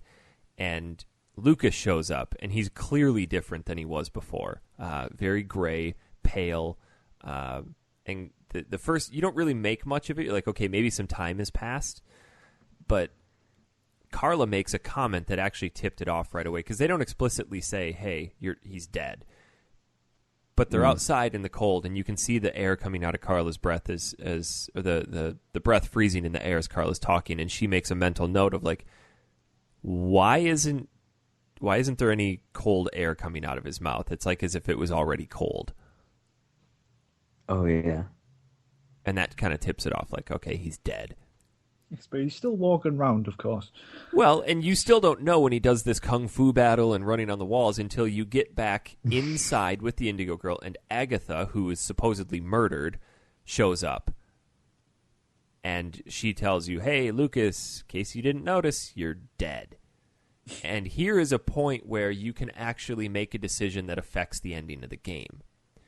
So it comes to light that, okay, this really isn't Agatha because someone murdered her. It is this sentient computer from the Purple Clan who has assumed the role of Agatha and says, where does this come from? We want the Indigo Child. So you have the option to give this person the Indigo Child or not. What did you guys choose? I chose not. I chose not. I chose not as well. But if you do, is that the end of the game? Where Lucas dies, or no? Hold on, I'm reading through this here. Yeah, if you will fight the AI first. Oh, is that the yellow thing? And the Oracle will reveal himself with Carla at gunpoint. Take the Oracle's offer to save Carla, and he will knock you both out and take Jade. So that's if you give Jade to the AI. If you don't, you'll fight the Oracle, win, simply let yourself get hit, blah, blah, fall to the ground. At this point, you can take control of Carla. Interesting. I've just remembered, Oh, that's in the final battle. Never mind, I'm in the wrong spot. But yeah, if you refuse to give it to her, then you'll fight. Then it moves to the end of the game. Oh, okay. I just thought, even towards the end of the game, do we ever find out about the Kirsten case? You know how that... No? Totally unresolved. Because that's alluded to so much throughout Carla's story as well. Was that not the guy who was in the loony bin? Yeah, he was the murderer. Oh, yeah. He was the murderer and basically just said, hey, there's more to this than you know, and then the power goes out and you have to elude all of the lunatics. But he was like he was like Lucas, though, wasn't he? Because he could resist the guy's commands and he could see through the Oracle's eyes. So that was a bit weird. But anyway, at this point, you find out that Lucas has some kind of power called the Chroma, and then you have throughout the game you have a couple of flashbacks where Lucas and Marcus are on like an air base and they go into a warehouse and stuff. And eventually you find out that Lucas has something called the Chroma, which is this crazy power that he has, which I assume is why he can do crazy kung fu mid-air fighting, but it isn't really ever explained. And well, no, the kung fu fighting comes because he's dead. But he does that before he's dead and backflips onto a train. Well, he doesn't do the kung fu stuff. He does. He, like, drop kicks two policemen in the face. That's just a normal combat skill. He runs up the wall and does a backflip as well. That's When's he a ever done normal that? skill that people that do martial arts Oh could yes, probably pull IT off. workers in a bank often have this skill. You never know. Desperate times. How many IT people have you met? You've been one. That's true. Case in point. I can't do it. Try it, see what happens. I don't want to break anything else. Be impressed if you can backflip onto a train. I probably could. As long as it wasn't moving, I could. And it was very small, like a toy. Yeah. And I was already 90% of the way through the backflip. We should talk the decision with the AI, which has revealed itself to love. I can't hear anything you're saying, Dan. Okay, sorry. Your internet took a dump again. Of course. Those flashbacks were so irritating, though. Did you guys find those as stressful as I did? The first section wasn't that bad. The only piece that I really struggled with was once he got through the fence, then you had to use that truck for cover and then sneak through. Yeah, that was okay, but then the second one with the spotlights and all that kind of stuff. Because of the cameras, that camera angles and stuff. It was you could rotate the camera, right? Yeah, of course, but I don't know. It's not that kind of game, It wasn't made for these more actiony kind of scenes. So when they happen, they're sometimes not done very well. I didn't have a whole lot of trouble with. What I loved from that bit was when he shoved these across the telephone pole. Yeah. Oh yeah. Well, and this is where it's discovered that Lucas breaks into the hangar to see just what the hell's going on, because he overhears a conversation with his parents where his parents are talking about the radiation that this artifact gave off. And Lucas's mother says, I was pregnant when I was in there with him, so he could have received this radiation in the womb. Mm-hmm. And that's where you kind of assume, okay, this is where Lucas gets that power from then. Yeah. Within the first flashback, how did you guys save all of the other kids? Yes. Nope, none of them. None of them. None of them. I only saved 2 of them. I couldn't find the other guy. I saved them all. There was one upstairs. There was one hiding in the plane. There was one by the boxes, and then there was one in the way back. One of the plane basically told. Did Dan just dropped off? He told me to screw off, but I kept going through the conversation with him. Oh yeah, same. I saved him. Yeah. Yeah, but he chewed through like 60% of the time. God. Yeah, because he's like, he was saying, "Go away, Lucas, you dork. I'm gonna beat you up or something." Right? Well, finally, if you tell him, like, "I'm gonna go tell your mom," that's when he jumps out. Oh yeah, yeah. I just threatened to beat the shit out of him, and he didn't like it. Naturally. So we're kind of at the tail end of this game here. I mean, if you understand the story better than we do, awesome. I don't think anybody really can. But for some reason, at this point, when you're in the graveyard with Lucas and he's dead, you can make the decision for Carla to help him or not. Did you guys all choose to help him? Yeah. As Carla? Yeah. Yeah.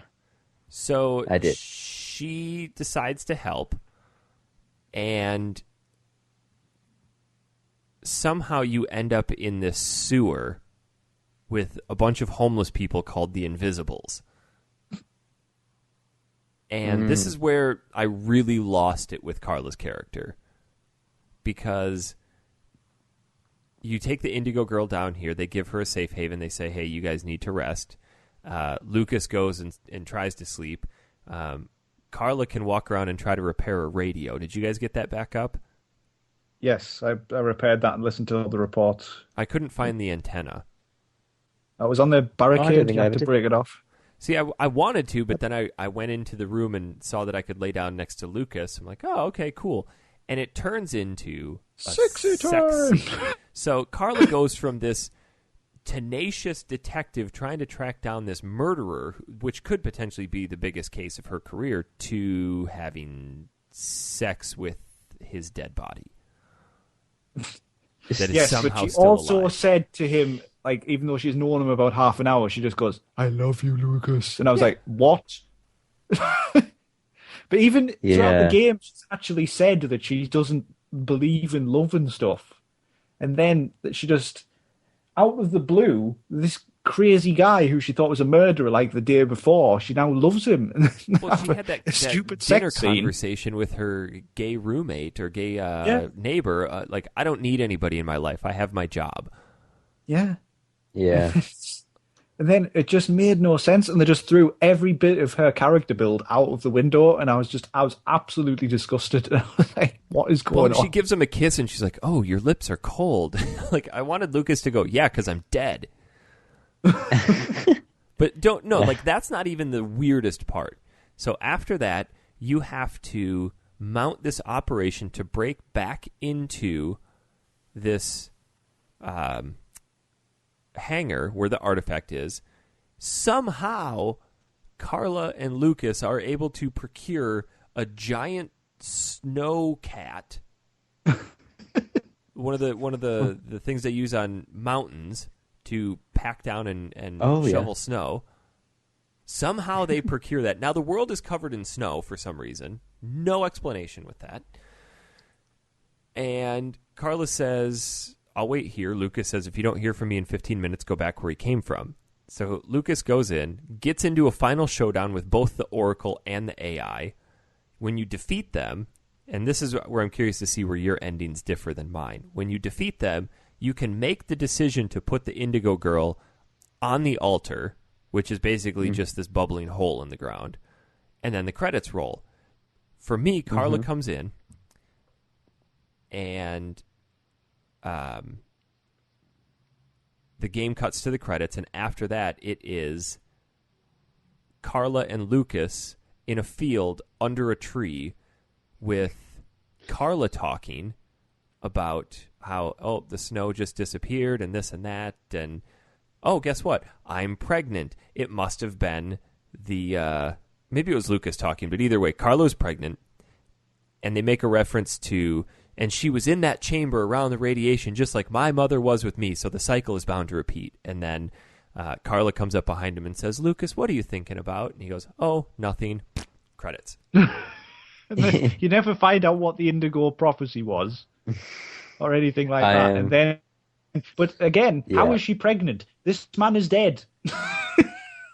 I don't know. I got the same ending as you. I got the same too, thing. Eric. Okay, so we're all... Yeah.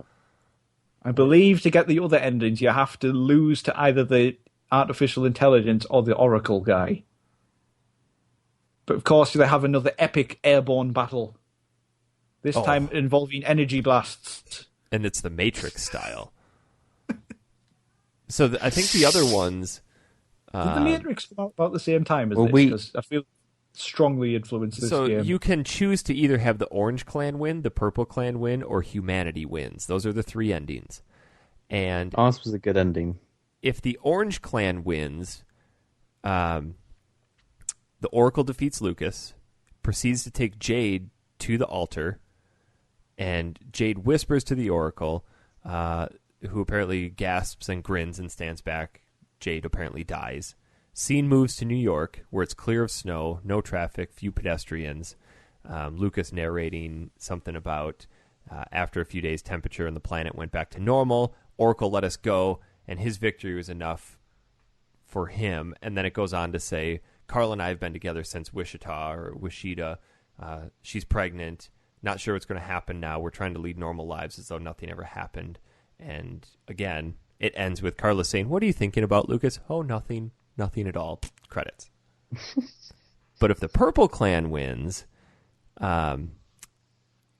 the scene transitions to a snowed-in city, continuing to blizzard, and you go to Bogart's subway base where Carla is seen talking with Bogart. Lucas is there, thinking about nothing. Marcus is talking with the other Invisibles. Lucas is narrating Lucas and Carla kiss and transitions to black. That's it.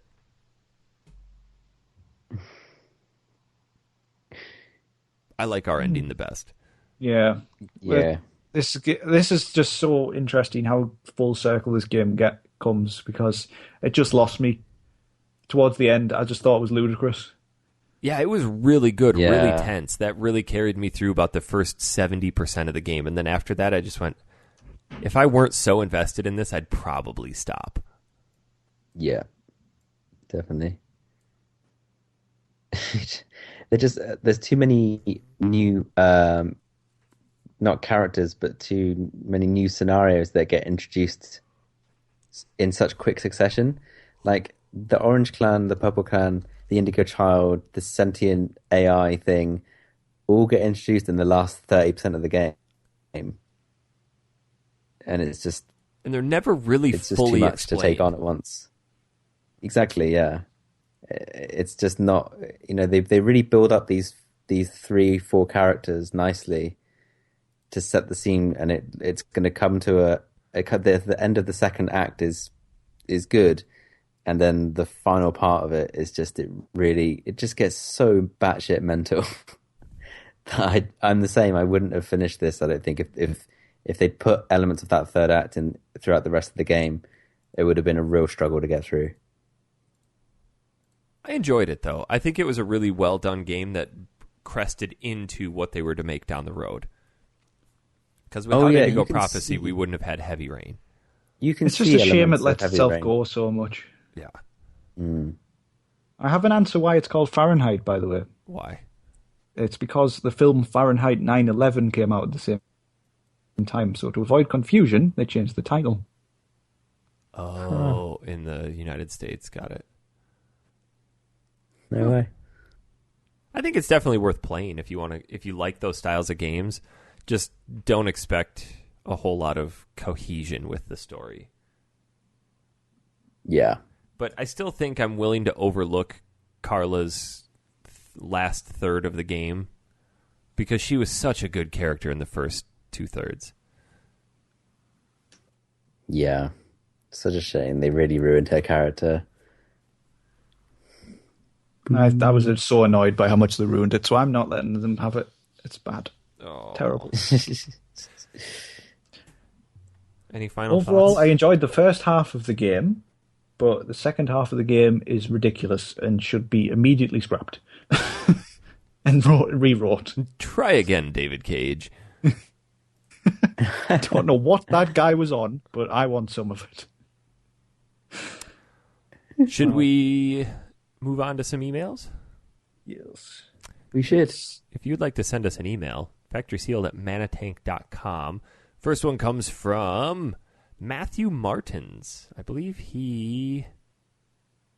No, he was not the... Sounds like new guy. Hello, Matthew. Oh, wait, Hello. I think we already read this one. Oh.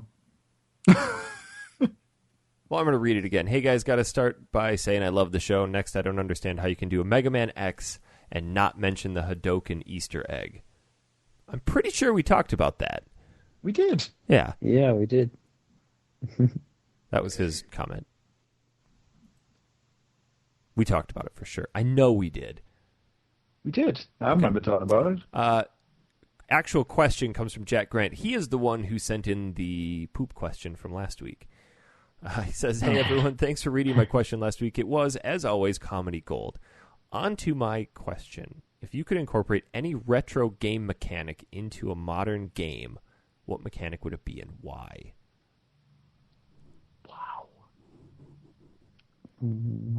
That's tough. That is tough.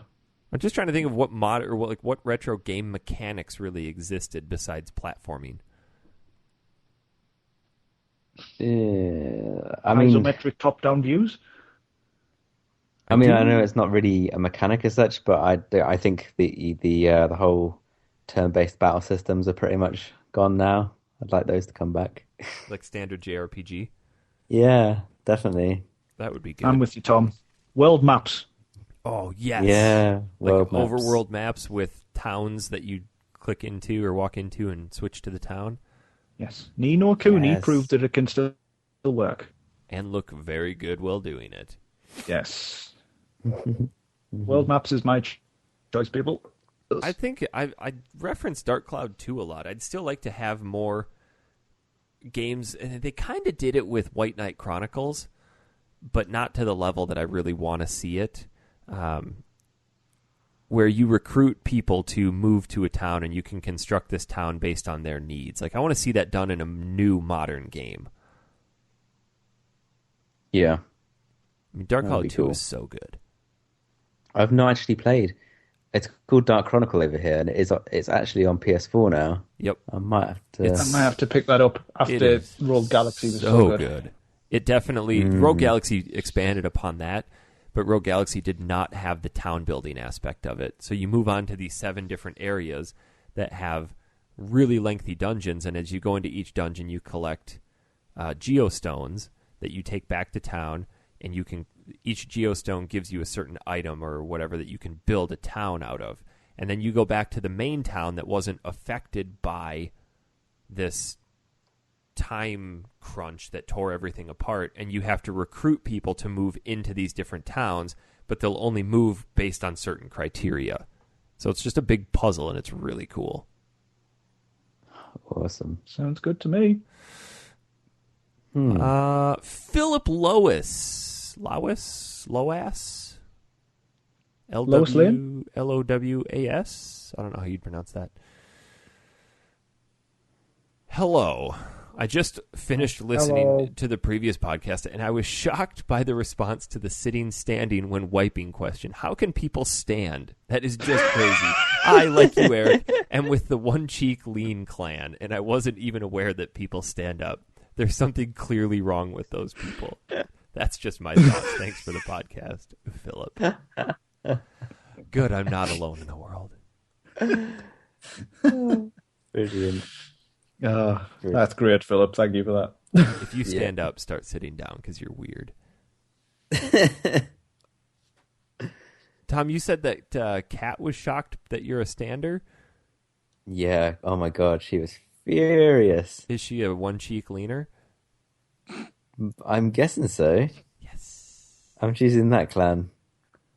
We're going to get along famously. Switch. That's going to be the first thing I say to her next week. So I hear you don't stand up to wipe. Then give her a high five. Nice to meet you. Yeah. Oh man, I hope she knows what she's in for. Yeah, I'm prepping her slowly. Here's 100 episodes of Factory Sealed to get through. Get started. Yeah. God damn it. We are almost at 100. Holy cow. Let's see. So coming up, let's look at the old docket. Look at the schedule. Jeeves, open the schedule. Yes. Here it is. I should probably have it open so I can read it. All right. Next week, I know for a fact. Oh, Red Faction. Yes. That you can get on PS3. It is $10, or if you were smart and purchased it when it was $1. Oh. Yeah, it was $1. And literally? Then, it was literally $1. Wow. Oh God. Yeah. Jess didn't pick a game for 2 weeks from now, so I think she's just giving up. So I don't care what we play. We can open that one up to fans then if Jess doesn't pick it. Well, hold on. Tom's not going to be back in town then yet. Nope. So, Sonic Adventure the week after. Tom, I'm assuming you won't be part of that one. Yeah, I'm sadly not.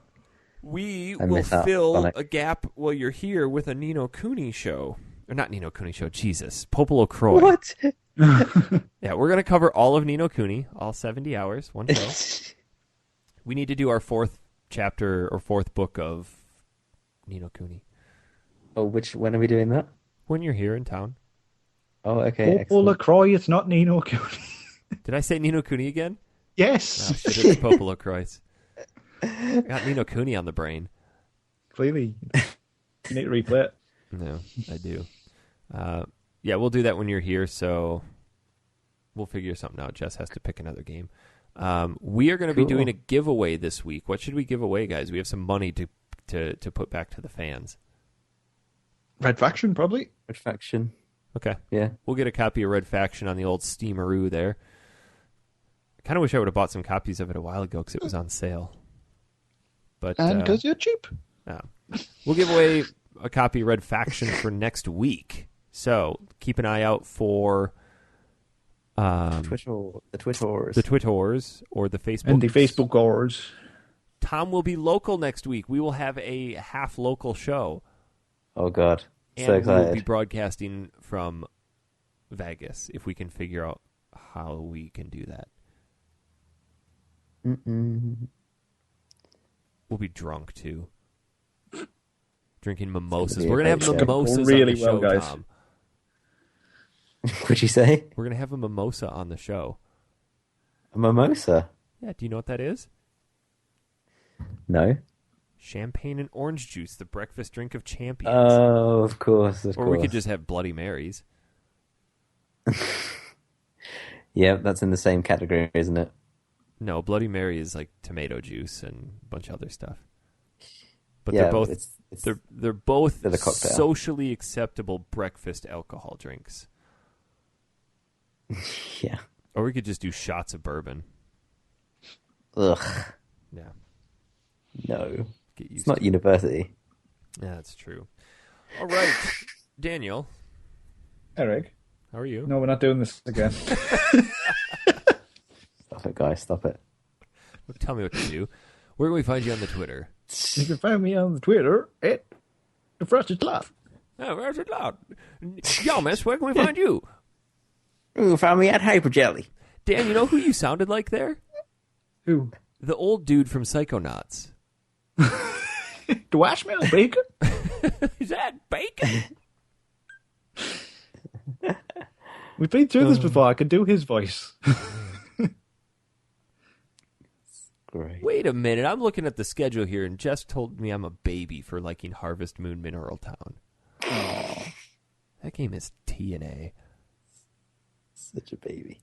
Eric, Yeah? we find you on the Twitter.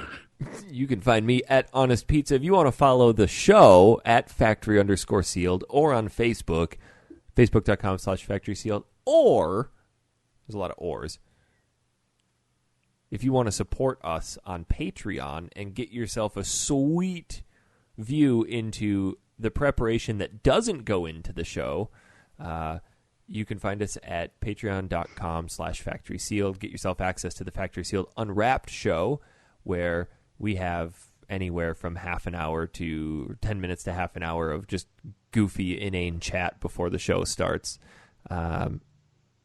Every dollar you pledge gives you an extra entry into digital game giveaways, physical game giveaways.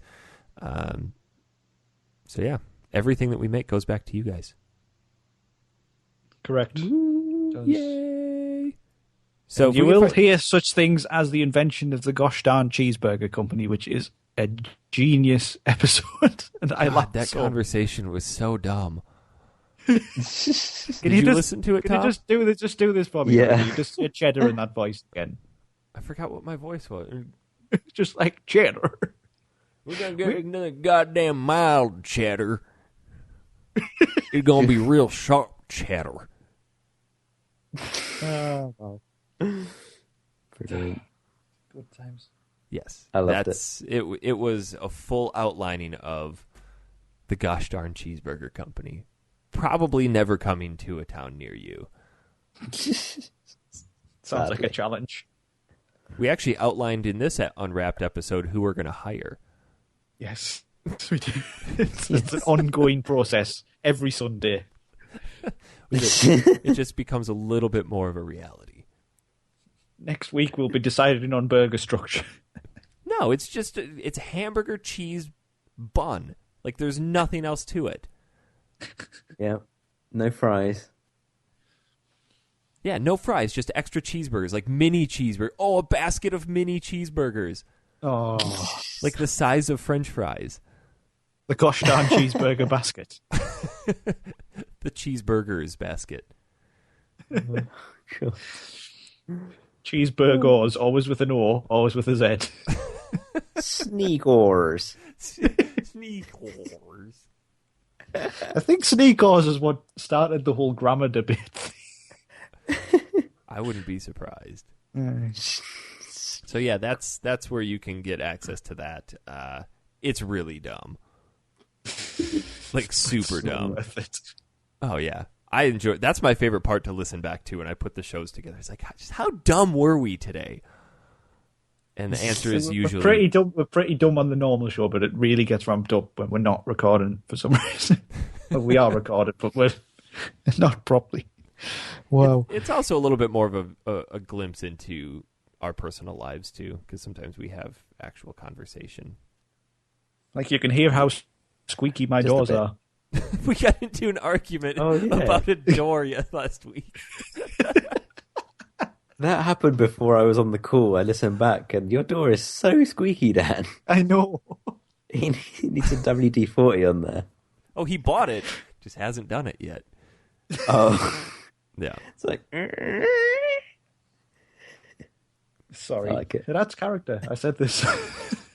That's character. How do you leave your bedroom at night without waking Crystal up? Yeah. And all of the neighbors in a 3-block radius. To be honest, Eric, they're not bothered because of the road that goes through our houses. You just wait for a truck to pass by. Yeah. Got it. All right, well, I think that's going to do it for this week. Next week, oh man, Red Faction. I am super pumped about this. I've got so much Red Faction to talk about. Die, Miner. Die, Miners. EOS rules! Dan, do yourself a favor and don't try to play this on your computer. Okay. Please, just get the PS3 version. It is so much fun. And I'm going to give you a tip, okay? The game's not very long. By first-person shooter standards, maybe it is. It's probably 8-9 hours. But the multiplayer is so good because you can put bots on and you can set their difficulty levels. Okay. And play with the Geomod. Oh my god, the Geomod is so much fun. Oh, I know the Geo. I've played it before. Oh, okay. That's going to do it for this week. We'll see you all next week. Bye. Bye. Bye. Bye. Bye. Bye. Bye. Ouch. Bye. Is that your deepest voice, Tom? I'm Tom. That wasn't me. I'm Tom. Bye. Goodbye.